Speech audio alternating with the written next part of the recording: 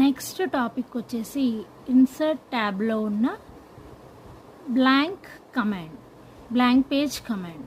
Okay, ఇది ఎలా use చేస్తారంటే మనం ఇక్కడ చూసుకుంటే ఇక్కడ 1 పేజే ఉంది. సో మనం ఇంకో పేజ్ని యాడ్ చేయాలనుకుంటున్నాం. వెంటనే బ్లాంక్ పేజ్ మీద క్లిక్ ఇచ్చేయండి, ఇంకో పేజ్ అనేది యాడ్ అవుతుంది. ఓకే, ఇది ఎంటీ పేజెస్ కాబట్టి సరే మనం ఇప్పుడు డేటా ఉన్నది చూసుకుందాం. ఓకే అండి, ఇప్పుడు నేను కొంచెం డేటాను తీసుకున్నాను. ఇక్కడ నాకు 3 పేజెస్ డేటా ఉంది. ఈ కార్నర్లో చూసుకుంటే కనుక కనిపిస్తుంది.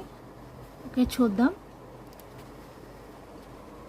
ఇక్కడ చూస్తే కనుక నా దగ్గర 3 పేజెస్ డేటా ఉంది. పేజ్ 1 of 3 అని ఉంది కార్నర్లో లెఫ్ట్ సైడ్. ఇక్కడ కొంత డేటాని నేను ఏం చేశానంటే రెడ్